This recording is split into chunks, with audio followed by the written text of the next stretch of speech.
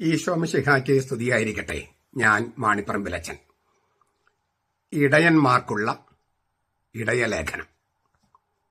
സാധാരണ ഇടയന്മാരായ മെത്രന്മാരാണ് നമുക്ക് ഇടയലേഖനം എഴുതുന്നത്.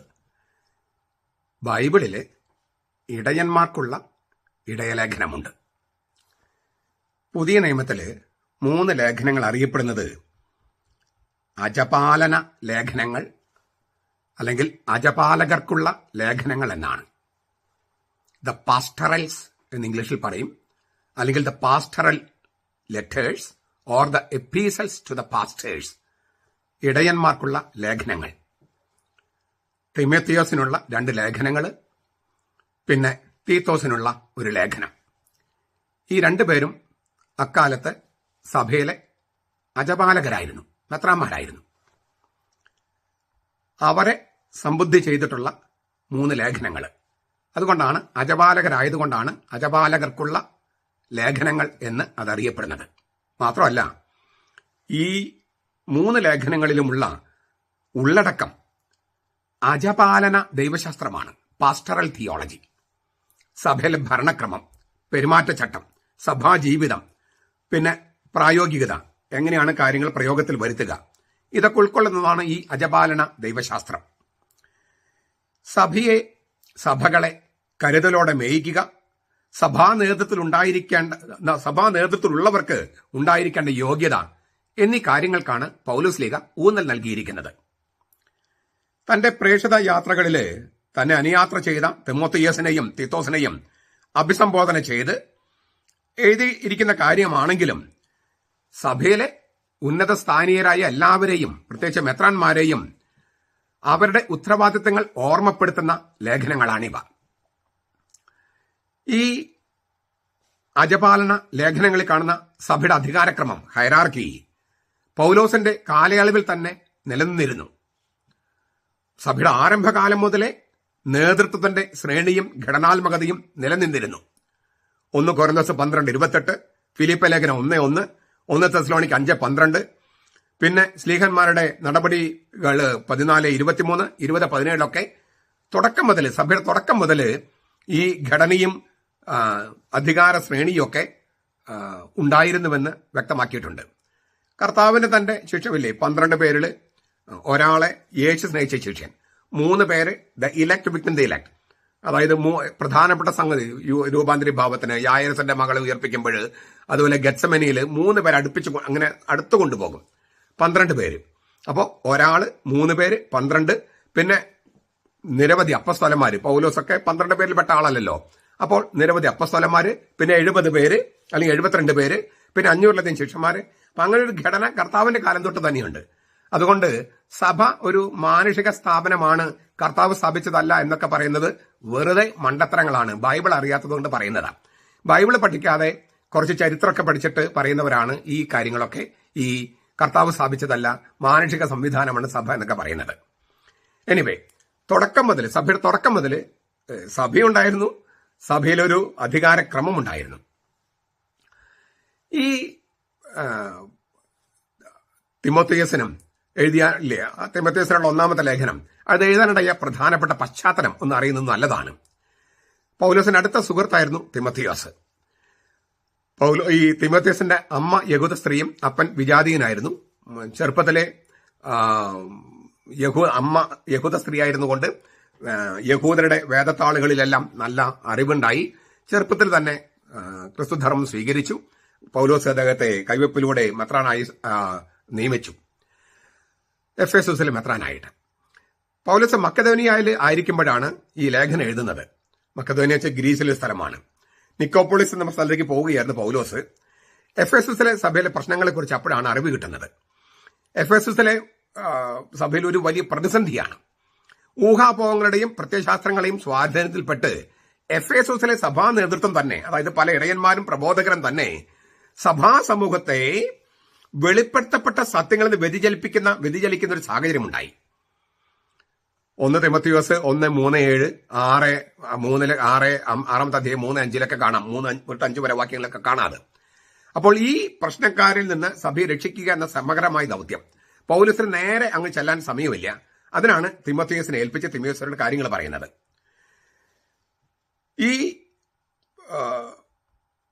സഭയിലെ പ്രശ്നങ്ങൾക്ക് പരിഹാരം കാണാനായിട്ടുള്ള മാർഗനിർദ്ദേശങ്ങൾ ഈ ലേഖനത്തില് പൗലോസ് തന്നെ കൊടുക്കുന്നുണ്ട്. തിമോത്തിയോസ് എന്തൊക്കെ ചെയ്യണമെന്ന് പൗലോസ് എഴുതി തിമോത്തിയോസിനെ അറിയിക്കുകയാണ്. നീ പോകുക, കാര്യങ്ങൾ ആ സഭയിലെ കാര്യങ്ങൾ ഇന്ന കാര്യങ്ങൾ ചെയ്യുക, അപ്പൊ പ്രശ്നങ്ങൾ തീരുമെന്നാണ് പൗലോസ് പറയുന്നത്. അങ്ങനെ പറഞ്ഞിരിക്കുന്ന 7 കാര്യങ്ങളാണ് നമുക്കിപ്പം ഇപ്പൊ പറയാൻ ആഗ്രഹിക്കുന്നത്. ഇന്നിപ്പം സിനഡ് തുടങ്ങുകയാണല്ലോ. സിനഡില് ഈ മെത്രാന്മാർക്കുള്ള ഒരു ലേഖനം പോലെയാണ് ഇത് നമുക്ക് കാണാൻ കഴിയുക. ഒന്ന്, എന്താണ് മെത്രാന്മാര് ചെയ്യേണ്ടത്? ഈ എഫെസസിലെ സഭയിലെ പ്രതിസന്ധി പരിഹരിക്കാൻ തിമോത്തിയോസ് എന്ത് ചെയ്യണമെന്ന് പൗലോസ് പറഞ്ഞുവോ അത് തന്നെയാണ് ഒരുപക്ഷെ നമ്മുടെ മെത്രാൻ സിനഡും ചെയ്യേണ്ടത്. അതിൽ 7 കാര്യങ്ങൾ മാത്രമാണ് ഞാൻ ചൂണ്ടിക്കാണിക്കുന്നത്. ഒന്ന്, നിയമം നടപ്പാക്കുക. 1 തിമോത്തിയോസ് 1:7 മുതൽ 11 വരെ വാക്യങ്ങൾ. നിയമപ്രബോധരാകണമെന്നാണ് അവരുടെ മോഹം. എന്നാൽ തങ്ങൾ എന്താണ് പറയുന്നതെന്നോ എന്താണ് സ്ഥാപിക്കാൻ ശ്രമിക്കുന്നതെന്നോ അവർക്ക് തന്നെ അറിഞ്ഞുകൂടാ. ന്യായോചിതമായി ഉപയോഗിച്ചാൽ നിയമം നല്ലതാണെന്ന് നമുക്കറിയാം. നിയമം നൽകപ്പെട്ടിരിക്കുന്ന നീതിമാന് വേണ്ടിയല്ല. നീതിമാന്മാര് അല്ലെങ്കിൽ നിയമം അനുസരിക്കും, നിയമമില്ലാതെ തന്നെയും. അധർമ്മികള്, അഭക്തര്, അനുസരണം കെട്ടവര്, പാപികള്, അശുദ്ധര്, ലൗകികര്, പിതൃഘാതകര്, മാതൃഘാതകര്, കൊലപാതകര്, ദുർനടപ്പുകാർ, പുരുഷ മൈഥുനക്കാർ, നരമോഷ്ടാക്കൾ, നുണയർ, കള്ളസത്യം ചെയ്യുന്നവർ എന്നിവർക്ക് വേണ്ടിയും സത്യപ്രബോധനത്തിന് വിരുദ്ധമായ മറ്റേത് കാര്യങ്ങൾക്കും വേണ്ടിയാണ് നിയമം. നല്ല മനുഷ്യര് നിയമം അല്ലെങ്കിലും അനുസരിക്കും. ഇങ്ങനെയുള്ള ഈ ദുർനടപ്പുകാരാണ്, പ്രശ്നക്കാരാണ്, അവർക്കാണ് നിയമം വേണ്ടി വരുന്നത്. വാഴ്ത്തപ്പെട്ടവനായ ദൈവത്തിന്റെ മഹത്വമുള്ള സുവിശേഷത്തിന് അനുസൃതമായി എനിക്ക് ഭരമേൽപ്പിക്കപ്പെട്ടിരിക്കുന്നതാണ് ഈ പ്രബോധനം. അതായത് നിയമം നടപ്പാക്കണം. ഇങ്ങനെയുള്ള ഒരുപാട് മനുഷ്യര് സഭയിലുണ്ടാകും. ഞാൻ പറഞ്ഞല്ലോ, അതിന് പിന്നും പറയേണ്ട ആവർത്തിക്കേണ്ട കാര്യമില്ല. അവരെ നിലയ്ക്ക് നിർത്താനാണ് നിയമം, അത് നടപ്പാക്കണം. അതാണ് ഒന്നാമത്തെ കാര്യം. 2, സഭയുടെ ലിറ്റർജിയും കൂദാശകളും സംബന്ധിച്ച കാര്യങ്ങൾ നടപ്പാക്കുക. 4-ാമത്തെ അധ്യായം 14 മുതൽ 15 വരെ 14-15 വാക്യങ്ങൾ. സഭാശ്രേഷ്ഠന്മാരുടെ കൈവപ്പ് വഴി പ്രവചനത്താൽ നിനക്ക് ലഭിച്ചതും നിന്നിലുള്ളതുമായി കൃപാപരം അവഗണിക്കാതെ ഇക്കാര്യങ്ങളെല്ലാം നീ അനുഷ്ഠിക്കുക, അവയിൽ തന്നെ ആയിരിക്കുക. അങ്ങനെ നിന്റെ പുരോഗതി എല്ലാവർക്കും ദൃശ്യമായി തീരട്ടെ. ഇല്ലേ? സഭാശ്രേഷ്ഠന്മാരുടെ കൈവപ്പ് വഴി വചനത്താൽ നിനക്ക് ലഭിച്ചതും നിന്നിലുള്ളതുമായ പൗരോഹിത്യത്തിന്റെ കൃപാവരം അവഗണിക്കാതെ ഈ കാര്യങ്ങളെല്ലാം നീ അനുഷ്ഠിക്കണം. ഏത്? ലിറ്റർജി, കൂദാശകൾ, അതെല്ലാം അനുഷ്ഠിക്കണം, അവയിൽ തന്നെ ആയിരിക്കുക. അങ്ങനെ നിന്റെ പുരോഗതി, ആത്മീയ പുരോഗതി എല്ലാവർക്കും ദൃശ്യമായി തീരട്ടെ. അപ്പൊ കൈവപ്പിലൂടെ പൗരോഹിത്യം കിട്ടിയിട്ടുണ്ട്. ആ പൗരോഹിത്യത്തിന്റെ കൃപ, ആ കൃപയിലായിരിക്കാൻ നീ ഈ കൂദാശകളും ലിറ്റർജികളൊക്കെ അനുഷ്ഠിക്കണം. അതെല്ലാം ദൈവികമായ ഒരു പ്രവൃത്തിയാണ്. അതുകൊണ്ട് ലിറ്റർജിയെയും കൂദാശകളെയും അവഗണിക്കരുത്. ഇത് എറണാകുളം അങ്കമാലി അതിരൂപതയിൽ അത് അവഗണിക്കുകയാണ്. അവിടെയാണ് തിരുത്തൽ വരുത്തേണ്ടതെന്നാണ് പൗലോസ് ലീഗ തിമോത്തിയോസ് എന്ന് മെത്രാനോട് പറയുന്നത്. ഇന്ന് നമ്മുടെ മെത്രാന്മാരോടും പറയുന്നത്. 3, തെറ്റ് ചെയ്യുന്നവർക്കെതിരെ പരസ്യമായ നിലപാടെടുക്കുക. 5-ാമത്തെ അധ്യായം 1 തിമോത്തിയോസ് 5-ാമത്തെ അധ്യായം 20-21 വാക്യങ്ങൾ. പാപം ചെയ്തുകൊണ്ടിരിക്കുന്നവരെ മറ്റുള്ളവരിൽ ഭയം ജനിപ്പിക്കാനായി എല്ലാവരും കേൾക്കെ ശാസിക്കുക. പാപം ചെയ്തുകൊണ്ടിരിക്കുന്നവരെ മറ്റുള്ളവരിൽ ഭയം ജനിപ്പിക്കാനായി എല്ലാവരും കേൾക്കെ ശാസിക്കുക. പക്ഷപാതമോ മുൻവിധിയോ കൂടാതെ നീ ഇവ പാലിക്കണമെന്ന് ദൈവത്തെയും യേശുക്രിസ്തുവിനെയും ശ്രേഷ്ഠ മാലാഖമാരെയും സാക്ഷിയാക്കി ഞാൻ നിന്നോട് കൽപ്പിക്കുകയാണ്. പാപം ചെയ്തുകൊണ്ടിരിക്കുന്നവരെ മറ്റുള്ളവരിൽ ഭയം ജനിപ്പിക്കാനായി എല്ലാവരും കേൾക്കെ ശാസിക്കുക. ഈ ശാസിക്കുക എന്ന് പറഞ്ഞാൽ ചീത്ത പറയാന്ന് മാത്രമല്ല, നടപടികൾ എടുക്കുക. ശാസന, താക്കീത്, മുന്നറിയിപ്പ്, അങ്ങനെയുള്ള ഒരുപാട് നടപടികളുണ്ട്. അത് ആ നടപടികൾ എടുക്കാനാണ് പറയുന്നത്. പാപം ചെയ്തുകൊണ്ടിരിക്കുന്നവരെ. ഇപ്പൊ നമുക്കറിയാം, എറണാകുളം അങ്കമാലി അതിരൂപതയിൽ സഭാ കോടതി കണ്ടെത്തി ഒരാൾ പണം കട്ടെടുക്കുന്നു. അദ്ദേഹത്തെ ശിക്ഷിക്കണമെന്ന് കോടതി തന്നെ പറഞ്ഞു. അദ്ദേഹത്തിന്റെ ഫാക്കൽറ്റി, കുമ്പസാരം കേൾക്കാനും കല്യാണം ആശീർവദിക്കാനും കുർബാനയുള്ള ഫാക്കൽറ്റി 2024 ഡിസംബർ 21 എടുത്തു മാറ്റിയതാണ്. പിന്നെയും അങ്ങോരത് ചെയ്തുകൊണ്ടിരുന്നു. അങ്ങോര് ശാസിച്ച് പുറത്താക്കുന്നതിന് പകരം എറണാകുളത്തിന്റെ 2 മെത്രാന്മാര് അവരെ സംരക്ഷിക്കാൻ നടക്കുക. ഇവിടെ തിമോത്തിയോസിന്റെ പൗലോസ് പറഞ്ഞത് എന്താണ്? നമ്മുടെ മെത്രാന്മാർ ചെയ്യുന്ന കാര്യം എന്താണ്? പാപം ചെയ്തുകൊണ്ടിരിക്കുന്നവരെ മറ്റുള്ളിൽ ഭയം ജനിപ്പിക്കാനായി എല്ലാവരും കേൾക്കെ ശാസിക്കുകയും ശിക്ഷിക്കുകയും ചെയ്യുക. അത് ചെയ്യാതെ നടക്കുകയാണ് നമ്മുടെ മെത്രാന്മാര്. ധൂർത്തുപുത്രന്റെ കഥയും പറഞ്ഞ്. അതുപോലെ തന്നെ കൂദാശ വിലക്കുള്ള അച്ഛന്മാര്, സസ്പെൻഷനിലായിരിക്കുന്ന അച്ഛന്മാര്, അവരെയൊക്കെ സംരക്ഷിക്കലാണോ മെത്രാന്മാരുടെ ചുമതല? അവര് പശ്ചാത്തപിച്ചാൽ, തെറ്റ് തിരുത്തിയാൽ തീർച്ചയായിട്ടും നമുക്ക് സംരക്ഷിക്കാം. തെറ്റ് തിരുത്താതിരുന്നാല്, അപ്പോൾ തെറ്റ് ചെയ്യുന്നവർക്കെതിരെ പരസ്യമായ നിലപാടെടുക്കാനാ പറഞ്ഞത്. അങ്ങനെ സഭാകോടതി കുറ്റക്കാരനെന്ന് കണ്ട ഒരു മെത്രാൻ ഇല്ലേ, ആ മെത്രാനെതിരെ വളരെ ഗൗരവമായി കുറ്റങ്ങളാണ് ചാർത്തിയിരിക്കുന്നത്. ആ മെത്രാനെ സംരക്ഷിക്കാൻ വേണ്ടി വേറൊരു മെത്രാൻ അദ്ദേഹത്തെ പുകഴ്ത്തി പറയുക, തോമസ് അക്വിനാസിനെ പോലെ എന്നൊക്കെ പറയുക, വിശുദ്ധരെ വിട്ട് താരതമ്യം ചെയ്യുക. അതൊരു മര്യാദയാണോ?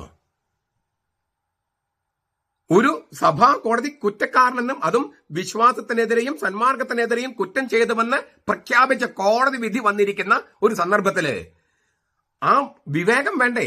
ഏത് സന്ദർഭത്തിലാണ് പുകഴ്ത്തേണ്ടത്, ഏത് സന്ദർഭത്തിലാണ് ശാസിക്കേണ്ടത്? ഇത് തിരിച്ചറിയും മെത്രാന്മാർക്ക് വിവേകം വേണ്ടേ? അത് ഈ സിനഡിൽ ഉണ്ടായാൽ നല്ലത്. 4, പൗരോഹിത്യം നൽകുന്നതിൽ ജാഗ്രത പാലിക്കുക. 5:22 1 തിമോഥെയോസ് 5:22. ആർക്കെങ്കിലും കൈവപ്പ് നൽകുന്നതിൽ തിടുക്കം കൂട്ടുകയോ അന്യന്മാരുടെ പാപങ്ങളിൽ ഓഹരിക്കാരനാകുകയോ അരുത്. ആർക്കെങ്കിലും കൈവപ്പ് നൽകുന്നതിൽ, കൈവപ്പ് എന്ന് വെച്ചാൽ പൗരോഹിത്യം കൊടുക്കുന്ന കാര്യത്തെക്കുറിച്ചാണ്, തിടുക്കം കൂട്ടരുത്. ഇപ്പോഴോ നമ്മൾ മെത്രാന്മാരുടെ തെരഞ്ഞെടുപ്പിനെ കുറിച്ചൊക്കെ വളരെ മോശം അഭിപ്രായമാണ് പുറത്ത്. ശരിയോ തെറ്റെന്നുള്ളതല്ല. അന്തരീക്ഷത്തിൽ നിലനിൽക്കുന്ന ഒരു ചിന്ത എന്ന് പറയുന്നത് തങ്ങൾക്ക് ഇഷ്ടപ്പെട്ടവരെ മാത്രം മെത്രാന്മാരാക്കുക, മറ്റു കാര്യങ്ങളൊന്നും തന്നെ നോക്കുന്നില്ല. സുറിയാനി സഭയെക്കുറിച്ച് അറിയുന്നുണ്ടെന്നോ, സുറിയാനി സഭയെ സ്നേഹിക്കുന്നുണ്ടെന്നോ, സുറിയാനി അറിയാമെന്നോ, ഈ വക കാര്യങ്ങളൊന്നും തന്നെ നോക്കാതെ, സഭയോട് കൂറുണ്ടോ നോക്കാതെ തങ്ങളെ പ്രീതിപ്പെടുന്ന ആൾക്കാരെ മെത്രാന്മാരാക്കുന്നു എന്ന് കേൾക്കുന്നു. ഞാനത് അംഗീകരിക്കല്ല. അതൊരു തെറ്റായ ചിന്താഗതിയല്ലേ? ഈ സഭയെ സ്നേഹിക്കാത്ത ആളുകളെ, ഈ സഭയുടെ പാരമ്പര്യത്തെ സ്നേഹിക്കാത്ത ആളുകളെ, ഈ സഭയുടെ ദൈവശാസ്ത്രത്തെ സ്നേഹിക്കാത്ത ആളുകളെ മെത്രാന്മാരെ അച്ഛന്മാരാക്കുന്നതിൽ എന്താണ് അർത്ഥം? അപ്പോൾ പൗരോഹിത്യം നൽകുന്നതിൽ കൂടുതൽ ജാഗ്രത പാലിക്കുക എന്നാണ് ഈ ഇടയന്മാർക്കുള്ള ലേഖനത്തില്, തിമോഥെയോസിനും ഉള്ള ലേഖനത്തില് പൗലോസ് പറയുന്നത്. ഇനി ഈ തിമോഥെയോസിന് പോലെയുള്ള മെത്രാന്മാർക്ക് ഉണ്ടായിരിക്കേണ്ട ഗുണഗണങ്ങള് 3-ാമത്തെ അധ്യായത്തിൽ പറയുന്നുണ്ട്. 3-ാമത്തെ അധ്യായം 1 മുതൽ 8 വരെ വാക്യങ്ങള്. ഒരാൾ മെത്രാൻ സ്ഥാനം കാക്ഷിക്കുന്നെങ്കിൽ നല്ല വേലയാണ് ആഗ്രഹിക്കുന്നത് എന്ന ചൊല്ല് വിശ്വാസയോഗ്യമാണ്. ഒരാൾ മെത്രാനാകാൻ ആഗ്രഹിച്ചാൽ തെറ്റൊന്നുമില്ല, അതിൽ തെറ്റൊന്നുമില്ല. അതിനാൽ മെത്രാൻ അധിക്ഷേപങ്ങൾക്ക് അതീതനും ഏകഭാര്യയുടെ ഭർത്താവും നിർമ്മതനും ജിതേന്ദ്രിയനും സുശീലനും ആതിഥ്യ മര്യാദയും ഉള്ളവനായിരിക്കണം. അപ്പോ ഏകഭാര്യയുടെ ഭർത്താവ് എന്ന് പറയുമ്പോൾ ചിലപ്പോൾ പെന്തക്കോസ്തക്കാരും യഹോവസാക്ഷികളും ദൈവസഭക്കാരൊക്കെ ഇങ്ങനെ ചാടി വരും, നിങ്ങളുടെ മെത്രാന്മാർ എന്താണ് ഏകഭാര്യയുടെ ഭർത്താവായിരിക്കാത്തെ, എന്താണ് കല്യാണം കഴിക്കാത്തെ? ഇത് കല്യാണം കഴിച്ചില്ലെങ്കിൽ മെത്രാനാകാൻ പാടില്ല എന്നല്ല, മെത്രാന് ദുർനടപ്പ് പാടില്ല. അതായത് കല്യാണം കഴിച്ചിട്ടുണ്ടെങ്കിൽ, ഒരു ഭാര്യ ഉണ്ടെങ്കിൽ ആ ഒരു ഭാര്യയിൽ നിന്നുകൊണ്ട് ഒതുങ്ങി നിൽക്കുക, വേറെ ഈ കല്യാണത്തിന് പുറത്തുള്ള ബന്ധങ്ങളിൽ പോകരുതെന്നാണ് പറഞ്ഞത് അർത്ഥം. അതേസമയം കല്യാണം കഴിച്ചില്ലെങ്കിൽ മെത്രാനാകാൻ പാടില്ല എന്ന് പറഞ്ഞിട്ടില്ല. പൗലോസ് ലീഗയാണ് ഈ തിമോഥെയോസിന് പട്ടം കൊടുത്തത്. പൗലോസ് കല്യാണം കഴിച്ചതാണോ? അല്ലല്ല. ഈശോ മിശിഹായെന്ന ഏക പുരോഹിതനാണ്, അദ്ദേഹം കല്യാണം കഴിച്ചതാണ്. ഈശോ കല്യാണം കഴിച്ചതാണോ? സ്നാപയോഹന്നാൻ കല്യാണം കഴിച്ചതാണോ? ദൈവരാജ്യത്തെ പ്രതി ഷണ്ഡന്മാരാക്കുന്നവർ ഭാഗ്യവാന്മാർ എന്നല്ലേ കർത്താവ് പറഞ്ഞത്? ഷണ്ഡന്മാർക്ക് ദേവാലയത്തിൽ ഉന്നത സ്ഥാനം കിട്ടുമെന്നാണ് യശയ്യ പറഞ്ഞത്. അപ്പോൾ മെത്രാനാകാൻ കല്യാണം കഴിക്കണമെന്നല്ല, മെത്രാന്മാർ കല്യാണം കഴിക്കണമെന്നുമല്ല. കല്യാണം കഴിക്കുന്നെങ്കിൽ ആ ഭാര്യയുടെ വിശ്വസ്തനായിരിക്കണമെന്നാണ് പറഞ്ഞർത്ഥം. അതായത് ശീലശുദ്ധി ഉണ്ടാകണം, ശീലശുദ്ധി ഇല്ലായ്മ പാടില്ല, അതേ പറഞ്ഞതിന്റെ അർത്ഥം. മദ്യാസക്തനും മുട്ടാളനുമായി ആയിരിക്കരുത് മെത്രാൻ. നമ്മുടെ ചില മെത്രാന്മാർക്ക് ചേരും ഇല്ലേ, മുട്ടാളന്മാരാണ് ചിലര്. ശാന്തനും കലഹിക്കാത്തവനും ദ്രവ്യാഗ്രഹമില്ലാത്തവനും സ്വന്തം കുടുംബത്തെ ശരിയായി നയിക്കുന്നവനും മക്കളെ എല്ലാ തരത്തിലും ഗുരുത്വമുള്ളവരായി അനുസരണത്തിൽ വളർത്തുന്നവനുമായിരിക്കണം. മെത്രാന്മാര് അതത് രൂപതകളിൽ ഇത് ചെയ്യേണ്ടതാണ്. വാസ്തവത്തില് സ്വന്തം കുടുംബത്തെ ഭരിക്കാൻ അറിയാത്തവൻ ദൈവത്തിന്റെ സഭ എങ്ങനെ പരിപാലിക്കും? അവൻ പുതുവിശ്വാസി ആയിരിക്കരുത്. ആയിരുന്നാൽ അവൻ നിഗളം കൊണ്ട് മതിമറന്ന് പിശാചിന് ലഭിച്ച ശിക്ഷാവിധിയിൽ തന്നെ അകപ്പെട്ടെന്ന് വരും. ദുഷ്കീർത്തിയിലും പിശാചിന്റെ കെണിയിലും കുടുങ്ങാതിരിക്കാൻ പുറമെയുള്ളവരുടെ ഇടയിലും നല്ല മതിപ്പുള്ളവനായിരിക്കണം മെത്രാൻ. മെത്രാന്മാർക്ക് വേണ്ട ഗുണഗണങ്ങളായി പറഞ്ഞിരിക്കുന്നത്.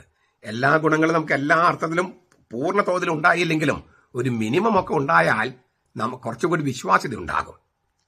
6, പണം കൈകാര്യം ചെയ്യേണ്ട വിധം, പണത്തോടുള്ള ബന്ധം. 1 തിമോഥെയോസ് 6:5, 6 മുതൽ 9 വരെ വാക്യങ്ങൾ. ദൈവഭക്തി ധനലാഭത്തിലുള്ള മാർഗമാണെന്ന് വിചാരിക്കരുത്. ദൈവഭക്തി ധനലാഭത്തിലുള്ള മാർഗമല്ല. ഇത് എറണാകുളം അങ്കമാലി അതിരൂപതയിലെ മെത്രമാർക്ക് മാത്രമല്ല, അച്ഛന്മാർക്ക് മാത്രമല്ല, എല്ലാ അച്ഛന്മാർക്കും എല്ലാ മെത്രമാർക്കും ബാധകമാണ്. പണക്കാരാകണമെന്ന് ആഗ്രഹിക്കുന്നവർ പ്രലോഭനത്തിലും കെണിയിലും കുടുങ്ങുകയും മനുഷ്യരെ അനർത്ഥ നാശങ്ങളിലേക്ക് തള്ളിയിടുന്ന മൗഢ്യവും ദോഷകരവുമായ പല ആസക്തികൾക്കും ഇരയായി തീരുകയും ചെയ്യുന്നു. നോക്കുക, പണക്കാരാകണമെന്ന് ആഗ്രഹിക്കുന്നവർ പ്രലോഭനത്തിലും കെണിയിലും കുടുങ്ങുകയും മനുഷ്യരെ അനർത്ഥ നാശങ്ങളിലേക്ക് തള്ളിയിടുന്ന മൗഢ്യവും ദോഷകരമായ പല ആസക്തികൾക്കും ഇരയായി തീരുകയും ചെയ്യുന്നു. എന്നാൽ ദ്രവ്യാഗ്രഹമാണ് സകലവിധ ദോഷത്തിന് മൂല കാരണം. ഇതിനുള്ള ആർത്തി മൂത്ത് ചിലർ വിശ്വാസത്തിൽ നിന്ന് വ്യതിചലിച്ച് ഒട്ടേറെ വ്യഥകളാൽ പിളർക്കപ്പെട്ടിരിക്കുന്നു. എത്രയോ അച്ഛന്മാരെ കുറിച്ച് ഇത് സത്യമാണ്, മെത്രാന്മാരെ കുറിച്ച് സത്യമാണോ എന്ന് എനിക്ക് അറിഞ്ഞുകൂടാ. അപ്പൊ മെത്രാന്മാർ ഇത് സൂക്ഷിക്കേണ്ടതുണ്ട്. ദ്രവ്യാഗ്രഹം, പണത്തോടുള്ള ആർത്തി, അതിലേക്ക് ഒരു നിയന്ത്രണം ഉണ്ടാകേണ്ടത് തന്നെയാണ്. 7. സുവിശേഷത്തിൽ നിന്ന് വ്യത്യസ്തമായി പ്രബോധനം നൽകുന്നവരെ നിലയ്ക്ക് നിർത്തണം. മെത്രാന്മാരുടെ കടമയാണ്. 6-ാമത്തെ അധ്യായം 3 മുതൽ 5 വരെ വാക്യങ്ങൾ. നമ്മുടെ കർത്താവ് യേശുക്രിസ്തുവിന്റെ സാരഗർഭമായ വചനങ്ങളും ദൈവഭക്തിക്ക് ചേർന്ന പ്രബോധനങ്ങളും അനുസരിക്കാതെ ഇതിൽ നിന്ന് വ്യത്യസ്തമായി പഠിപ്പിക്കുന്നവൻ യാതൊന്നും തിരിച്ചറിയാതെ എല്ലാറ്റിനും ചോദ്യം ചെയ്യാനും വാക്കുകൾ ചൊല്ലി തർക്കിക്കാനുമുള്ള ഒഴിയാബാധ പിടിച്ച് ചീർത്തിരിക്കുന്നു. നമ്മുടെ ഈ അൽമായ സിനഡ് അതായിരുന്നു. നമ്മുടെ കർത്താവായ യേശുക്രിസ്തുവിന്റെ സാരഗർഭം വചനങ്ങളും ദൈവഭക്തിക്ക് ചേർന്ന പ്രബോധനങ്ങളും അനുസരിക്കാതെ ഇതിൽ നിന്ന് വ്യത്യസ്തമായി പഠിപ്പിക്കുന്നവൻ യാതൊന്നും തിരിച്ചറിയാതെ, പ്രത്യേകിച്ച് സുറിയാനി സഭയെക്കുറിച്ചുള്ള കാര്യങ്ങൾ തിരിച്ചറിയാതെ എല്ലാറ്റിനെയും ചോദ്യം ചെയ്യാനും വാക്കുകളെ ചൊല്ലി തർക്കിക്കാനും, നിങ്ങൾ അവരുടെ ഗ്രൂപ്പുകൾ നോക്കിയേ, ഒഴിയാബാധ പിടിച്ച് ചേർത്തിരിക്കുകയാണ്. അവയിൽ നിന്ന് അസൂയ, ഷണ്ഠ, ദൂഷണം, ദുസംശയം, ദുർബുദ്ധികളും സത്യത്യാഗികളുമായ മനുഷ്യരുടെ വാദകോലാഹലം എന്നിവ ഉളവാകുന്നു. ഇതല്ലേ നമ്മൾ കാണുന്നത്? നിരീശ്വരന്മാരെ കൊണ്ടുവരിക, സഭാവിരുദ്ധരെ കൊണ്ടുവരിക, പാപ്പവിരുദ്ധരെ കൊണ്ടുവരിക, എന്നിട്ട് അൽമായ സിനഡ്, മറ്റ് പരിപാടികളൊക്കെ. സുവിശേഷത്തിന് വ്യത്യസ്തമായി പ്രബോധനം നൽകുന്നവർ നിലയ്ക്ക് നിർത്തണം മെത്രാന്മാർന്നാണ് പൗലോസ്ലീഹ പറയണേ. പ്രിയപ്പെട്ട മെത്രാന്മാരെ, നിങ്ങൾ ധ്യാനം തുടങ്ങുമല്ലോ. ഈ തിമോഥെയോസ് എഴുതിയ ലേഖനം 6 അധ്യായമേ ഉള്ളൂ. നിങ്ങൾക്ക് ഒറ്റ ഇരിപ്പിൽ നിന്ന് വായിക്കാവുന്നതാണ്. സീരിയസ് ആയിട്ടൊന്ന് വായിച്ചിട്ട് നിങ്ങൾ മെത്രാൻസിനെടുത്ത് തുടങ്ങും. ഇത് മെത്രാന്മാർക്കുള്ള ഇടയലേഖനമാണ്, മെത്രാന്മാർക്കുള്ള ഇടയലേഖനം. അതിനാൽ നിങ്ങളിത് നന്നായിട്ട് വായിച്ച് ഓരോ വാക്കുകളും അല്ലേ മനസ്സിരുത്തി വായിച്ച് ഈ സിനഡില് യുക്തമായ ശക്തമായ തീരുമാനങ്ങൾ എടുക്കും. ഞാൻ ഇന്നലെ പറഞ്ഞ കാര്യങ്ങൾ നിങ്ങൾ കേൾക്കാൻ നേരം കിട്ടുന്ന അറിഞ്ഞു ഇവിടെ 3/4 മണിക്കൂറുള്ള ഒരു സംഗതിയാണ്. എങ്കിലും പറ്റുകയാണെങ്കിൽ നിങ്ങൾക്ക് എപ്പോഴെങ്കിലുമൊക്കെ യാത്ര ചെയ്യുമ്പോഴൊക്കെ ആണെങ്കിൽ ആ പ്രസംഗം, എൻ്റെ ഇന്നലത്തെ ടോക്കും നിങ്ങളൊന്ന് കേട്ടാൽ നന്നായിരിക്കുമെന്ന് ഞാൻ വിചാരിക്കുന്നു. എന്താണ് ഈ മെത്രാൻ സിനഡും സിനഡാലിറ്റിയും? നിങ്ങൾക്കറിയാവുന്ന കാര്യങ്ങളൊക്കെ തന്നെയാണ്. എന്നാലും ഒന്നുകൂടി പുതുതായി കേൾക്കുമ്പോൾ ചില പ്രചോദനങ്ങൾ പരിശുദ്ധാത്മാവ് നൽകിയാലോ എന്ന് ഞാൻ ആശിക്കുന്നു, ദൈവജനം ആശിക്കുന്നു. അവസാനമായ ഒരു കാര്യം കൂടി, ഞാൻ ഇന്നലെ പറഞ്ഞതാണ്, സിനഡാലിറ്റി എന്ന് പറഞ്ഞാൽ ദൈവജനത്തിന്റെ ഹാർട്ട് ബീറ്റ്സ്, ഹൃദയമിടിപ്പുകൾ തിരിച്ചറിയണം. ദൈവജനത്തോടൊപ്പം നടക്കണം സിനഡാലിറ്റി. ഒരുമിച്ച് യാത്ര ചെയ്യാനാണല്ലോ. നിങ്ങളോടൊപ്പം ദൈവജനം യാത്ര ചെയ്യേണ്ടതുണ്ട്, തീർച്ചയായിട്ടും വേണം. പക്ഷെ ജനത്തോടൊപ്പം, ദൈവജനത്തോടൊപ്പം നിങ്ങളും യാത്ര ചെയ്യണം. ഈ പ്രത്യേകിച്ച് എറണാകുളം അങ്കമാലി അതിരൂപതയിലെ ദൈവജനത്തിന്റെ ആ ഹൃദയമിടിപ്പ്, അവരനുഭവിക്കുന്ന കഷ്ടപ്പാടുകൾ, അവരനുഭവിക്കുന്ന ഈ അച്ഛന്മാരിൽ നിൽക്കുന്ന അവരനുഭവിക്കുന്ന പീഡനങ്ങൾ, അവരുടെ കൂതാശകൾ നടക്കാത്തത്, ഈ വേദന നിങ്ങൾ തിരിച്ചറിയണം. എന്നിട്ട് ഇനിയും നീട്ടിക്കൊണ്ടു പോകാതെ ഇതൊക്കെ മാണിപ്പറമ്പലച്ചനോ കർമ്മലകുസമോ അതൊക്കെ ചായക്കോപ്പയിലെ കൊടുങ്കാറ്റ് എന്നൊക്കെ പറഞ്ഞ് തള്ളിക്കളയാതെ ഇത് ദൈവജനത്തിന്റെ ഹൃദയമിടിപ്പാണെന്ന് തിരിച്ചറിയാനുള്ള ആ എളിമയെങ്കിലും നിങ്ങൾ കാണിക്കണമെന്ന് അഭ്യർത്ഥിക്കുന്നു. നമ്മുടെ കർത്താവ് യേശു മിശിഹായുടെ കൃപയും പിതാവായ ദൈവത്തിന്റെ സ്നേഹവും പരിശുദ്ധാത്മാവിന്റെ സഹവാസവും നാം എല്ലാവരോടും കൂടി ഉണ്ടായിരിക്കട്ടെ, ഇപ്പോഴും എപ്പോഴും എന്നേക്കും. ആമീൻ. ഈശോ മിശിഹായ്ക്ക് സ്തുതിയായിരിക്കട്ടെ. ഞാൻ മാണിപ്പറമ്പിലച്ചൻ. പുറത്തെ ആട്ടം എന്ന പ്രയോഗത്തിൽ നിന്നാണ് പൊറാട്ടു നാടകം എന്ന പേരുണ്ടായത്. പുറത്തെ ജനങ്ങളുടെ ആട്ടം എന്നും അതിനെ വിളിച്ചിരുന്നു. നാടുവാഴികളുടെ ഭരണകാലത്ത് അയിത്തവും തീണ്ടിക്കൂടായ്മയും തൊട്ടുകൂടായ്മയും ഒക്കെ ഉണ്ടായിരുന്ന കാലത്ത് സമൂഹത്തിൽ നിന്നും പുറത്താക്കപ്പെട്ട കീഴാളര് തങ്ങളുടെ പ്രതിഷേധം പ്രകടിപ്പിക്കാനായിട്ട് പുറത്ത് കൊയ്ത്തെല്ലാം കഴിഞ്ഞ് ആ പാടത്ത് ആട്ടവും കൂത്തും ഒക്കെ ചേർന്നൊരു നാടകം കളിച്ചിരുന്നു. അവരുടെ പ്രതിഷേധമാണിത്. പാണൻ സമുദായത്തിൽപ്പെട്ടവരാണ് ഇത് കളിച്ചിരുന്നത്, അവതരിപ്പിച്ചിരുന്നത്. അതിനാൽ പാണന്മാരുടെ കളി എന്നർത്ഥത്തിൽ പാങ്കളി, പാണന്മാരുടെ കളി പാങ്കളി എന്നറിയപ്പെട്ടു. ഈ പൊറോട്ട നാടകത്തിന്റെ ആദ്യ മധ്യാന്തം തുടക്കം മുതൽ അവസാനം വരെ ഒരു വിദൂഷകൻ രംഗത്തുണ്ടാകും. ഓരോ കഥാപാത്രം രംഗത്ത് വരുമ്പോഴും വിദൂഷകൻ ചില ചോദ്യങ്ങൾ തമാശ രൂപത്തിലും ഫലത രൂപത്തിലൊക്കെ ചോദിക്കും. ആ ചോദ്യങ്ങളെ വെച്ചുകൊണ്ടാണ് ഈ കളി മുന്നോട്ട് പോകുന്നത്. വിദൂഷകന് നീളം കൂടിയ തൊപ്പിയും പല നിറങ്ങളോടും കൂടിയ ഉടുപ്പൊക്കെ ഉണ്ടായിരിക്കും. പിന്നെ ഒരു കളി ആശാൻ ഉണ്ടാകും. ആശാൻ അയാളാണ് കളി നിയന്ത്രിക്കുന്നത്. ഈ വിദൂഷകനും കളിയാശാനുമാണ് ആക്ഷേപഹാസ്യങ്ങളും വ്യവക്ഷേപങ്ങളും നർമ്മസംഭാഷണങ്ങളും ചടൽ നൃത്തങ്ങളൊക്കെയുള്ള ഈ നാടകത്തെ, ഈ പൊറാട്ട നാടകത്തെ, സംഗീത നാടകം എന്നൊക്കെ പറയാം, അതിനെ മുന്നോട്ട് കൊണ്ടുപോകുന്നത്. കാരണം ഇതൊരു പാട്ട് തന്നെ ഒരു അവിഭാജ്യ ഘടകമാണ്. 2 തരം പൊറാട്ട് നാടകങ്ങളുണ്ട്. കൂട്ടപ്പൊറാട്ടും ഒറ്റപ്പൊറാട്ടും. ഒരാൾ തന്നെ പൊറാട്ട് നാടകം ചെയ്യുന്നതാണ് ഈ ഒറ്റപ്പൊറാട്ട്. ഇപ്പൊ നമ്മൾ മോണോ ആക്ട് എന്നൊക്കെ പിന്നീട് ഉണ്ടായ കലാരൂപമാണല്ലോ.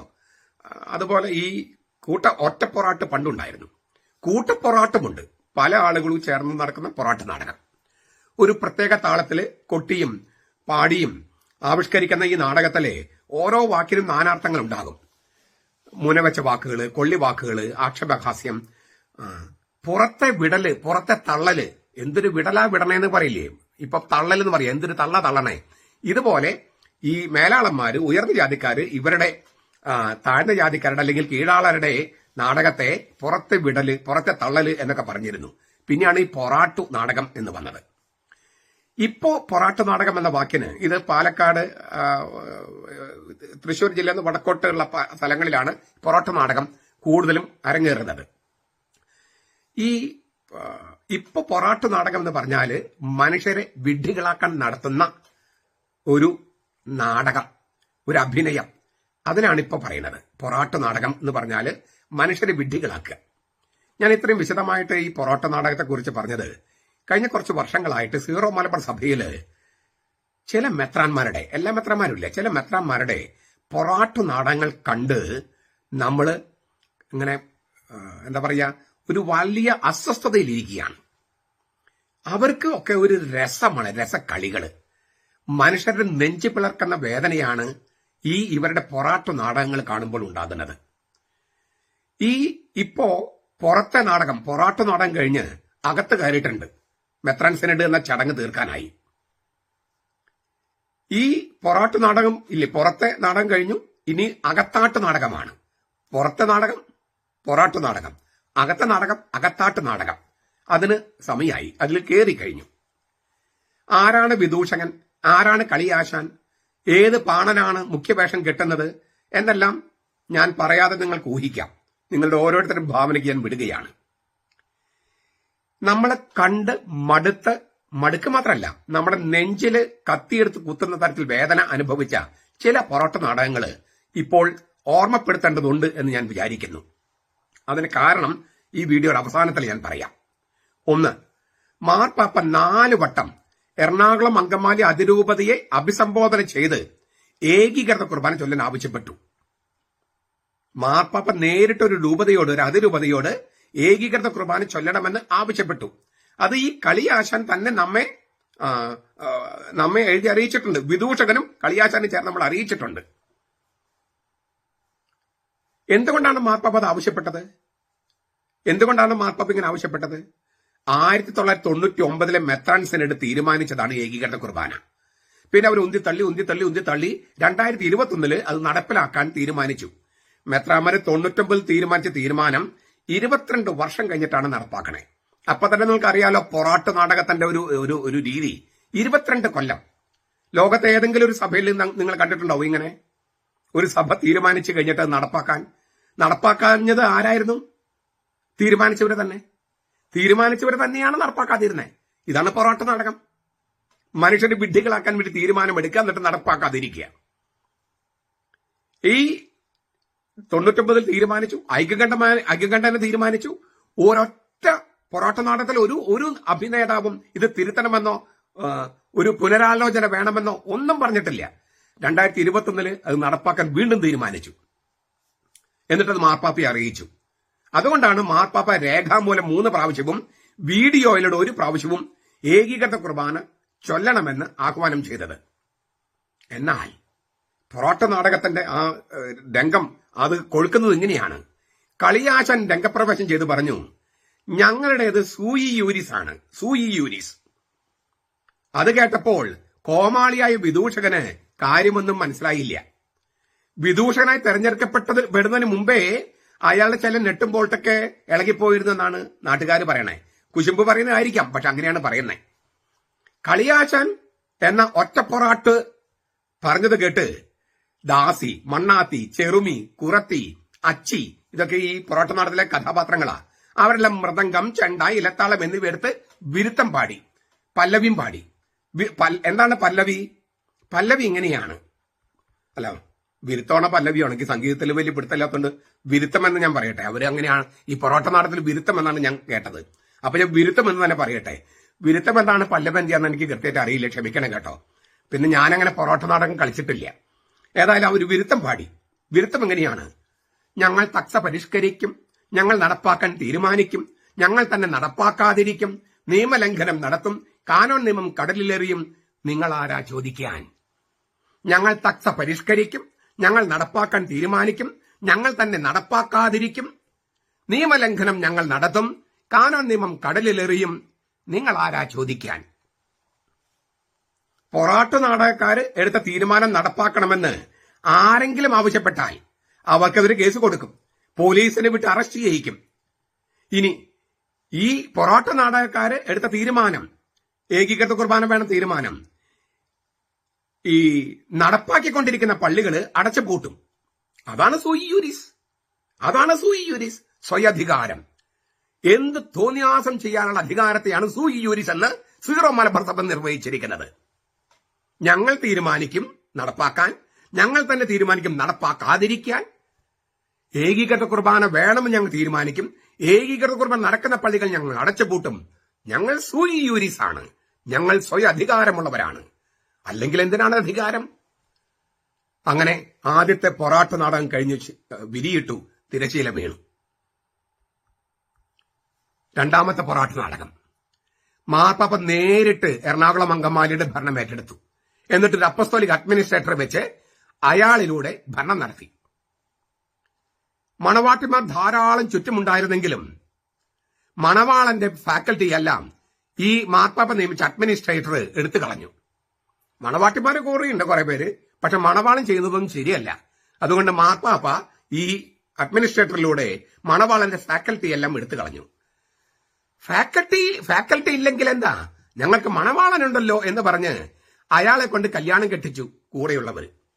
അയാളോട് കൂടെ പാപം ചെയ്തവര് അയാളുടെ അടുത്ത് തന്നെ കുമ്പസാരിച്ചു. അയാൾക്ക് കുർബാന ചൊല്ലാൻ അധികാരമില്ലായിരുന്നെങ്കിലും അയാളുടെ മുഖം നോക്കിയുള്ള കുർബാന കണ്ട് മണവാട്ടിമാരും അവരുടെ കൂടെയുള്ള വരിയുടയ്ക്കപ്പെട്ട് ഷണ്ടന്മാരായി തീർന്ന ആണുങ്ങളും കൊൾമയിൽ കൊണ്ടു.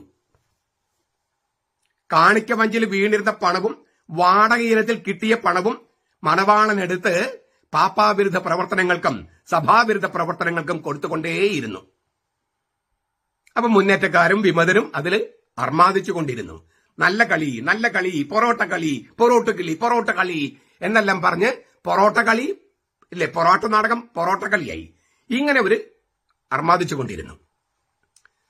മണവാളനുള്ളവനാണ് മണവാട്ടിയെന്നും, അല്ല മണവാട്ടിയുള്ളവനാണ് മണവാളനെന്നും, അയാൾ എന്ത് തെറ്റ് ചെയ്താലും ഞാൻ അയാളെ സംരക്ഷിക്കുമെന്നും പാണന്മാരെ കൊണ്ട് പാട്ടുപാടി പറയിച്ചു കളിയാശാൻ.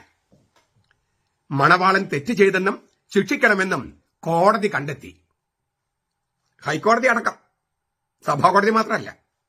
മണവാളനെ അന്യായമായി സംരക്ഷിച്ച കളിയാശാൻ നിയമലംഘനം നടത്തിയെന്നും അതിനുള്ള ശിക്ഷ സഭാഭ്രഷ്ട വരെ ആകാമെന്നും കോടതി തെളിവുകൾ സഹിതം തെളിവുകൾ നിരത്തി വെളിപ്പെടുത്തി ഉത്തരവിറക്കി. കോടതിയെ തന്നെ മരവിപ്പിക്കാൻ കളിയാശാൻ മൂലക്കലെ മണ്ണാൻ പൊറാട്ടനോട്, മണ്ണാൻ പൊറാട്ട് എന്ന് പറഞ്ഞ ഒരു കഥാപാത്ര, മണ്ണാൻ പൊറാട്ടിനോട് ആവശ്യപ്പെട്ടു. പൊറാട്ടു നാടകം തീരുന്നതിന് മുമ്പേ കർട്ടൻ വീഴുമെന്ന് പേടിച്ചിരിക്കുമ്പോൾ ഇതാ ഇടിമിന്നൽ പോലെ വരുന്നു കോടതിയുടെ അടുത്ത പ്രഹരം. അപ്പസ്തലിക സിഞ്ഞത്തൂറ എന്ന് പറഞ്ഞിട്ടുള്ള ഒരു സ്ഥാപനമുണ്ട് അങ്ങ് റോമായിൽ.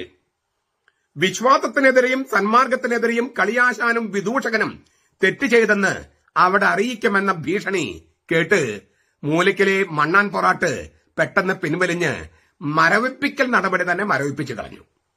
പൊറാട്ട് നാടകം, പൊറോട്ട തിന്ന് പൊറാട്ട് നാടകം നമ്മൾ കണ്ടുകൊണ്ടിരിക്കുന്നത്. ഞാൻ ഒരു കാര്യം ഉണ്ടാക്കി പറഞ്ഞിട്ടില്ല. ഇത് നമ്മളെ കൺവട്ടത്തെ കണ്ട കാര്യങ്ങളായി പറയണേ. ചില മെത്രാന്മാരുടെ പൊറാട്ടു നാടകങ്ങൾ. അടുത്ത ഒരു പൊറാട്ടു നാടകം. മെത്രാൻ സെനറ്റ് തീരുമാനിച്ചതും പരിശുദ്ധ സിംഹാസനം അംഗീകരിച്ചതും നടപ്പിലാക്കാൻ മാർപ്പാപ്പ 4 പ്രാവശ്യം ആവശ്യപ്പെട്ടതുമായ ഏകീകൃത കുർബാന നടപ്പിലാക്കാൻ.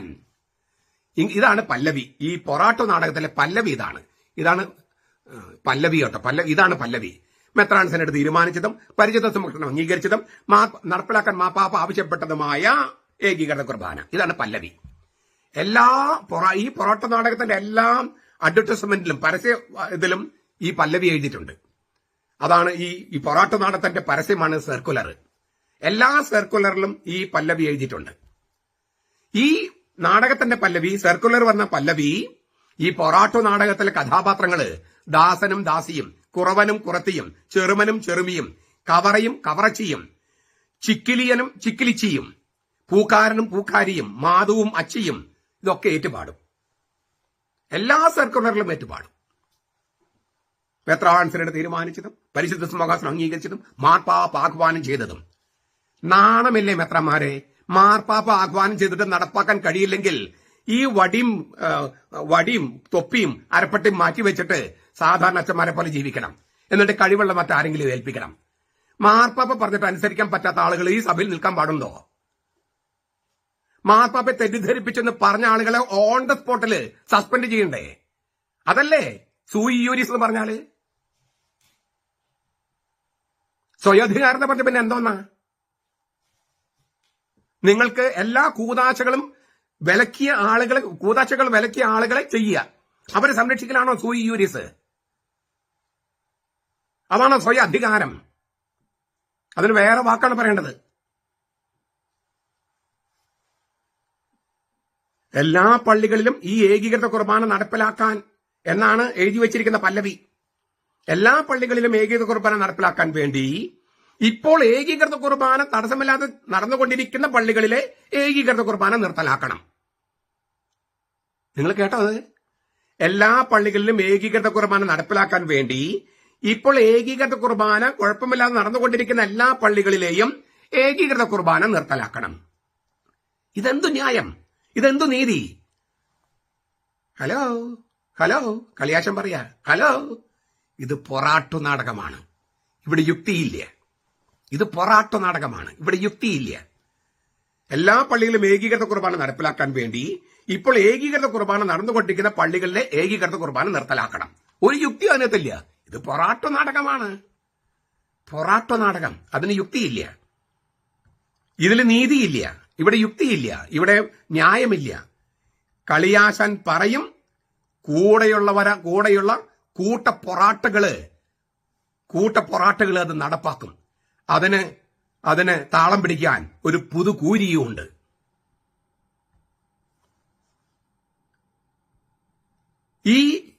ഇത് നടപ്പാക്കാനായിട്ട് പുതുകൂരി എന്ന് പറയുന്ന ഒരു പുതിയ കഥാപാത്രങ്ങളുണ്ട്.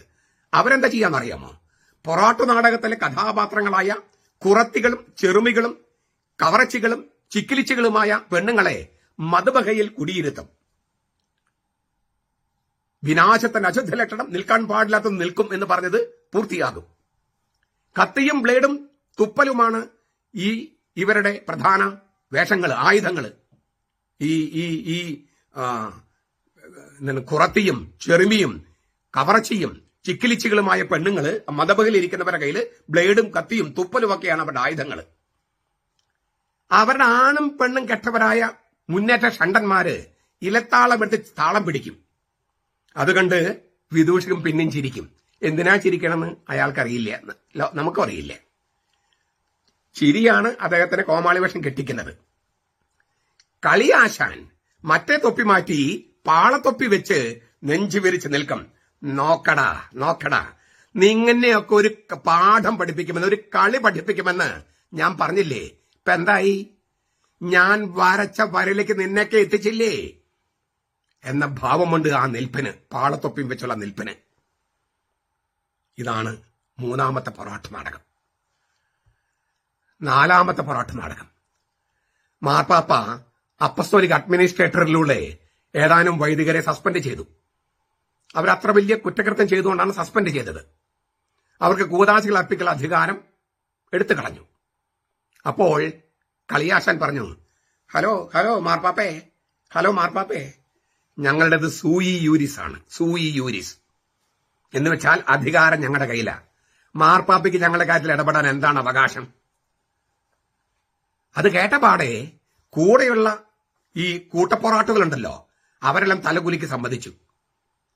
മുൻപ് സെമിനാരി റക്ടറും മറ്റുമാണ് മാർപ്പാപ്പയെ ധിക്കരിക്കണമെന്ന് പഠിപ്പിച്ച് കേട്ടിട്ടുള്ളത്. ഇപ്പോൾ മാർപ്പാപ്പയെ നേരിട്ട് വെല്ലുവിളിക്കാൻ ധൈര്യമുള്ള ഒരു കളിയാശാനെ മെത്രാൻ സിനഡിന് കിട്ടിയിരിക്കുന്നു. ഇതല്ലേ നമുക്ക് വേണ്ടത്? ഇതല്ലേ സൂയി യൂരിസ്? ഇതല്ലേ സ്വയധികാരം? അങ്ങനെ കൂദാശ വിലക്കുള്ള വൈദികർക്കെല്ലാം പ്രൊമോഷൻ കൊടുത്ത് സ്ഥലം മാറ്റം കൊടുത്തു. ഇനി അവിടെയാകാം ഈ പോരാട്ട നാടകം. സർവശക്തനായ കർത്താവിനെ പോലും തോൽപ്പിച്ചതിന്റെ അഹങ്കാരത്തോടെ കളിയാശാൻ കളം നിറഞ്ഞാടി. പാണന്മാർ ഉടുക്കുകൊട്ടി ആടി തിമർത്തു. തെക്കുള്ള പാണന്മാർ ഉടുക്കുകൊട്ടി പാടി. രണ്ടാം അക്യൂനാസ് അവതാരം ചെയ്തിരിക്കുന്നുവെന്ന് പാണന്മാർ പാട്ടുപാടി. പാവം കാണികൾ കഥയറിയാതെ എഴുന്നേറ്റ് പോയി. കളിയാശാന്റെ 60 ഇഞ്ച് നെഞ്ചുവിരിവ് കണ്ട് സിനഡോളികളെല്ലാം ഓടി ഒളിച്ചു. അവർ ക്ഷീണിച്ചു മടുത്തു. കർത്താവിനേക്കാൾ ശക്തി കളിയാശാനാണെന്ന് അവർ വിചാരിച്ചു. അങ്ങനെ ഓടി മാളത്തിലൊളിച്ചു. തങ്ങൾ പടവെട്ടി നേടിയതാണ് ഏകീകൃത കുർബാന അസമയത്താണെങ്കിൽ പോലും എന്ന സത്യം അവർ സൗകര്യപൂർവ്വം മറച്ചുവെച്ചു. അവരും പൊറാട്ടു നാടകത്തിലെ കഥാപാത്രങ്ങളാകാൻ തീരുമാനിച്ചു. പുറത്തെ ആട്ടം ഈ ഞായറാഴ്ച വരികയായിരുന്നു. 17-ാം തീയതി ഞായറാഴ്ച വരെ പൊറാട്ടു നാടകം. ഇന്നലെ മുതൽ അകത്താട്ടം തുടങ്ങുകയാണ്. മെത്രാൻ സിനഡ് തുടങ്ങുകയാണ്. ഈ മുകളിൽ പറഞ്ഞ പൊറാട്ടു നാടകങ്ങൾ വേറെ ഉണ്ട് കേട്ടോ, ഒരുപാട്. ഞാൻ അതിലേക്കൊന്നും പോകുന്നില്ല. ആ പൊറാട്ടു നാടകങ്ങൾക്ക് അറുതി വരുത്താൻ ഈ അകത്താട്ടം ഈ മെത്രാൻ സിനഡ് തീരുമാനിക്കുമെന്ന് നമുക്ക് പ്രത്യാശിക്കാം. അതല്ല, പുറത്തെ പൊറാട്ടു നാടകങ്ങൾക്ക് സ്തുതി പാടിയ പാണന്മാര്, അത് തെക്ക് പാലാ മുതൽ വടക്ക് തലശ്ശേരി വരെയുള്ള പാണന്മാർ തന്നെ ഇനിയും സ്തുതികളും വാഴ്ത്തുമൊഴികളുമായി അകത്താട്ടം നടത്തുകയാണെങ്കിൽ അവരോട് എനിക്ക് 3 കാര്യങ്ങൾ പറയാനുണ്ട്. 1 കോരിന്തോസ് 1-ാമത്തെ അധ്യായം 10 മുതൽ 13 വരെ. സഹോദരന്മാരെ, നിങ്ങൾ എല്ലാവരും ഒരേ കാര്യം ഏറ്റുപറയണമെന്നും നിങ്ങളുടെ ഇടയിൽ വിഭാഗതയില്ലാതെ ഏക മനസ്സിലും ഏക അഭിപ്രായത്തിലും യോജിച്ചിരിക്കുകയും വേണമെന്ന് നമ്മുടെ കർത്താവായ യേശുക്രിസ്തുവിന്റെ നാമത്തിൽ ഞാൻ നിങ്ങളോട് അഭ്യർത്ഥിക്കുന്നു. എന്റെ സഹോദരന്മാരെ, നിങ്ങളുടെ ഇടയിൽ പിണക്കമുണ്ടെന്ന് ക്ലോയയുടെ ആളുകളിലൂടെ എനിക്ക് അറിവ് കിട്ടിയിരിക്കുന്നു. ഞാൻ നിശ്ചയമായും പൗലോസിന്റേതാണ്, ഞാൻ അപ്പോളോസിന്റേതാണ്, ഞാൻ കേഫാസിന്റേതാണ്, ഞാൻ ക്രിസ്തുവിന്റേതാണ് എന്നിങ്ങനെ നിങ്ങളിൽ ഓരോരുത്തരും പറയുന്നതിനെയാണ് ഞാൻ ഉദ്ദേശിക്കുന്നത്. ക്രിസ്തു വിഭജിക്കപ്പെട്ടിരിക്കുന്നുവോ? നിങ്ങൾക്ക് വേണ്ടി ക്രൂശിക്കപ്പെട്ടത് പൗലോസ് ആണോ? ക്രിസ്തു വിഭജിക്കപ്പെട്ടിരിക്കുന്നുവോ?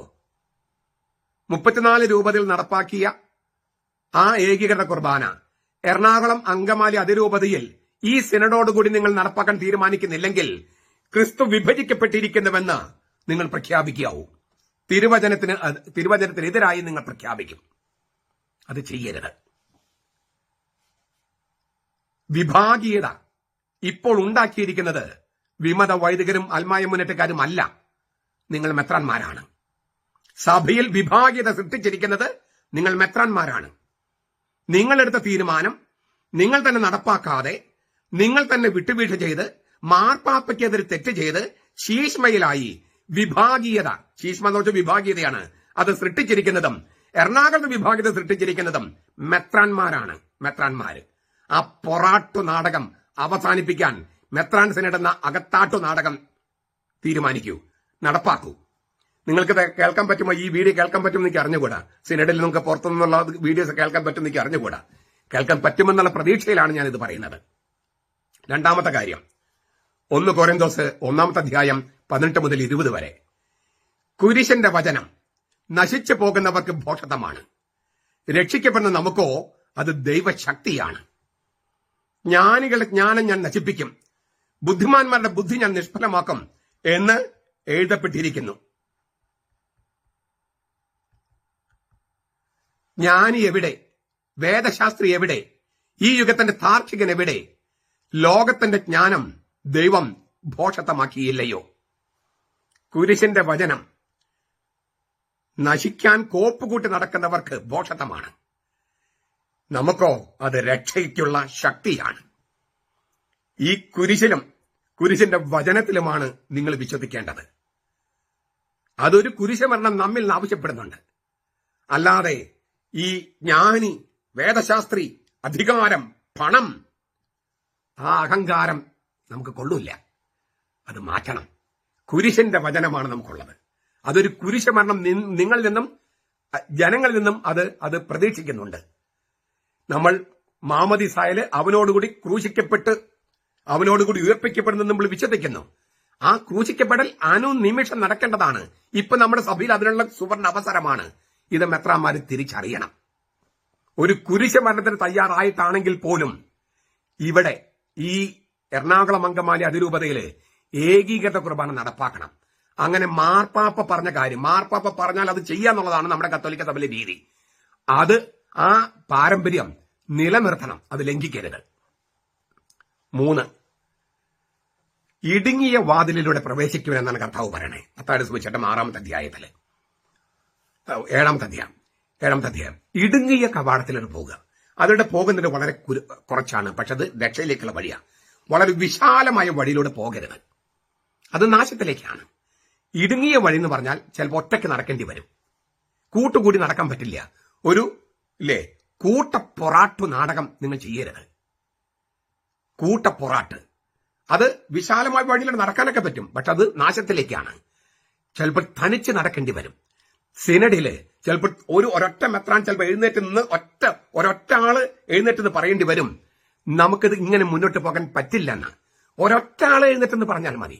അത് ചങ്കുറപ്പോടെ പറഞ്ഞാൽ, തിരുവചനങ്ങളുടെ വെളിച്ചത്തില്, സഭയുടെ പാരമ്പര്യത്തിന്റെ വെളിച്ചത്തില് ഈ സൂയി യൂരിസിന്റെ അധികാരം ഇതാണെന്ന് ബോധ്യപ്പെടുന്ന തരത്തിൽ പറഞ്ഞാൽ അവിടെ മാറ്റം വരും. മാറ്റം വരണം. ഈ സിനഡോടുകൂടി നമ്മുടെ ഈ സീറോ മലബാർ സഭയുടെ പ്രതിച്ഛായ വീണ്ടെടുക്കാനുള്ള പ്രക്രിയ തുടങ്ങണം. ഒറ്റയടിക്ക് നമുക്ക് നടക്കില്ല, അതറിയാം. പക്ഷേ ഇനിയും നമുക്ക് ഇങ്ങനെ മുന്നോട്ട് പോകാൻ കഴിയില്ല. അത്രമാത്രം നമ്മൾ അവഹേളിക്കപ്പെട്ട് നിൽക്കുകയാണ്. നിങ്ങൾക്കറിയാം അത്.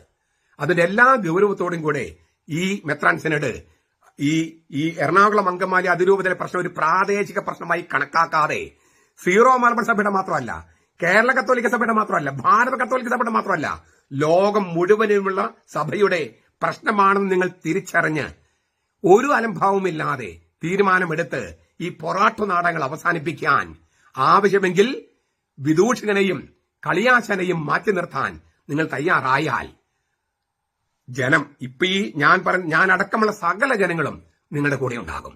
നിങ്ങൾക്ക് നഷ്ടപ്പെട്ട ബഹുമാനം തിരിച്ചു പിടിക്കണം എന്നുള്ള ആഗ്രഹത്തോടു കൂടിയാണ് ഞാനിത് പറയുന്നത്.